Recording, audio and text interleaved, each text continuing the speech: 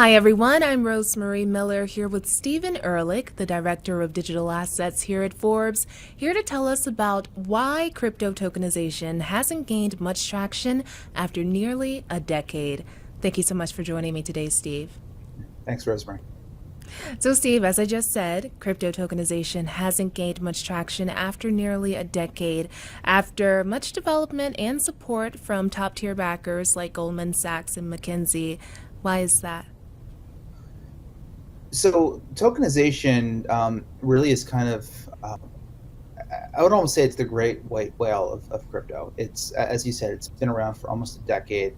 To just quickly define it, I mean, it's the idea of creating digital representations of various what's called like real world assets or RWAs on top of a blockchain, be it Ethereum, Polkadot, Avalanche, Solana, what have you. And the idea behind tokenization is that by putting these assets on a blockchain, which runs 24/7, 365, with near instantaneous settlement, these assets can become much more liquid. They can be much more divisible. So theoretically, you could take a share of a private equity fund and let someone purchase it at a much smaller entry price than before, and sort of this liquid utopia would just usher in a new era of financial wellness. I mean, that's kind of like the flowery outlook on it. And it's been talked about for years. I mean, going all the way back to 2015, 2016, when consortia of major banks were leading nine-figure fundraisers to create blockchain platforms that purport to act like real blockchains but don't have the tokens and sort of the anonymous nodes on top of them, to facilitate everything from high finance structured products to tokenizing gold and liquid assets like treasuries, to even tokenizing shares of stock. But back then, I mean, those were pilots, those were POCs. Some of them were successful. They were all announced to great fanfare, but didn't really amount to much. And I think, honestly, starting this summer, when BlackRock announced that it was issuing or trying to issue a Bitcoin spot ETF, tokenization all of a sudden became a big thing again, where exchanges like the London Stock Exchange, banks like Citi and JP Morgan, HSBC, and I mean, the list goes on, are now doing token projects again. And I wanted to kind of look at the canonical history of tokenization to just see if anything was going to be different this time, because we've been having prognostications of billions of dollars of impact from tokenization for years, and it just has not amounted to much yet. So, what challenges and debates have held back the adoption of tokenization in the financial sector? Mhm. So this is a really important question because there's a few. I mean, for one, the industry still hasn't agreed on what types of assets are the best candidates for tokenization. I mean, right now, the best or most successful application of tokenization is in stablecoins. These are digital dollar representations on top of blockchains. I think the total market cap for those is somewhere around 120, 125 billion dollars, two-thirds of which is run by a somewhat shadowy outfit called Tether. And these tokens are primarily used to help facilitate trading in offshore exchanges. So not exactly the type of economic value that we're all looking for. In 2018, shares of a hotel in Aspen, Colorado were tokenized and sold, but that was kind of seen as a poster child for, I think, what not to do, and is seen as a bit of a joke in the industry. Uh, some people are trying to tokenize stocks and treasuries and very liquid assets, and there's questions as to, do you really need a blockchain to do this? And then for some of the more structured finance products, like nine-figure, 10-figure bond issuances, for instance, those have proven to be successful in kind of pilots and POCs and like closed off controlled environments. And that's all well and good.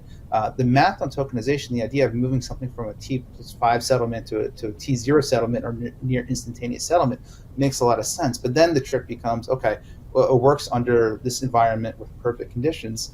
How do we make it interoperable with every other bank and every other central bank doing the same thing? We can't just have a web of silos. There has to be a way for them to communicate and for assets to move from one platform to another. And that's a big hurdle, I think, for a lot of institutions to overcome that are already skeptical of sharing tech stacks with some of their competitors, because you have to find a way to make this stuff interoperable. The buzzword I keep hearing is secondary market liquidity. There has to be a resale market for all of this stuff. Otherwise, banks and institutions aren't going to want to keep that on their balance sheet if they can't offload it, if they can't lend it, if they can't sell it. And that's a huge problem for that use case, which I do believe is the best use case for tokenization. So why does it still seem so far from becoming mainstream? It's really funny. I hosted a panel last week in Barcelona at the European Blockchain Convention on tokenization. Interestingly, I hosted it about an hour or two after the story published, which led to a curious discussion. There are some on the panel that debated whether or not like 8 to 10 years is a fair amount of time to judge a technology. I mean, they pointed out how the internet took decades to develop. They point out how Bitcoin itself just celebrated its 15th birthday yesterday on Halloween night, and crypto is still looking for its use case. So they pushed back a little bit on the contention I made that tokenization has had a long enough runway to show some results. But at the same time, I just, at this point, I don't think it's a technological problem. I think the technology to do this is well and good. It works.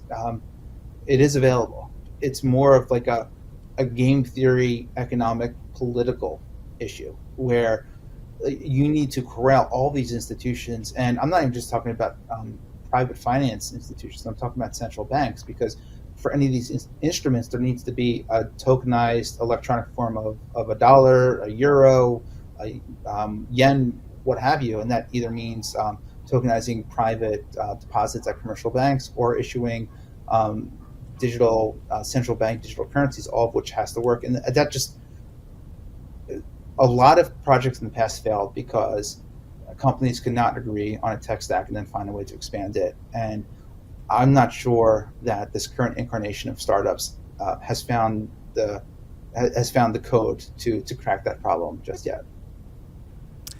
So what exactly needs to change? What exactly needs to change for it to be widely adopted? So I think, again, there's two things that need to happen for this technology to be widely adopted.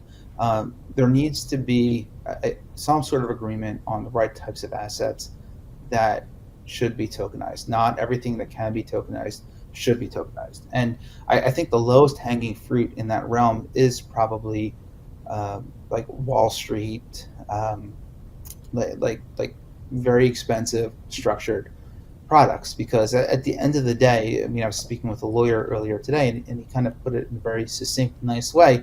All that these banks want is a way to quickly clear and settle instruments amongst themselves. I mean, that's really what they're looking for.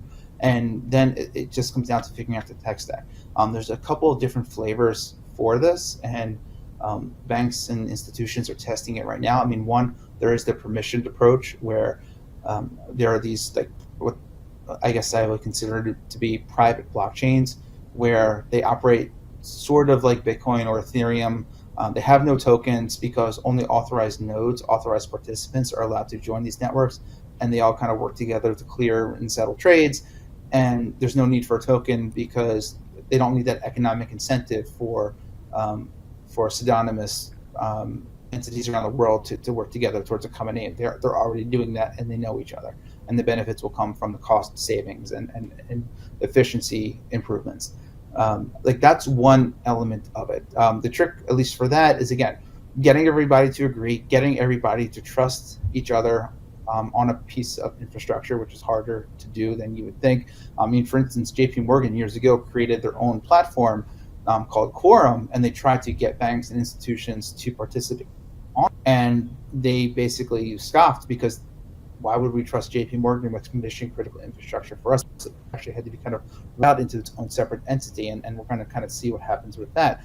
On the other angle, there is a bit of a growing movement to try to do some of this on public blockchains like Ethereum.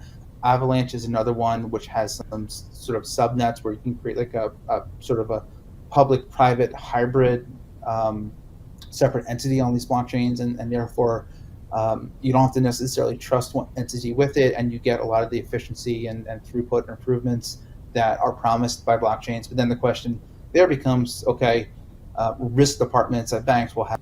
What I'm trying to say here is, like, your question was like, what needs to change? The industry is still wrestling with the same questions it wrestled with years ago. There's more context behind these questions, but it's still like, what are the best use cases, and what are the best tech solutions? And this sort of like endless parade of pilot projects hopefully will get closer to that answer. It needs to, for tokenization to succeed. Well, thank you so much for joining me today, Steve. Great. Thanks, Rosemary.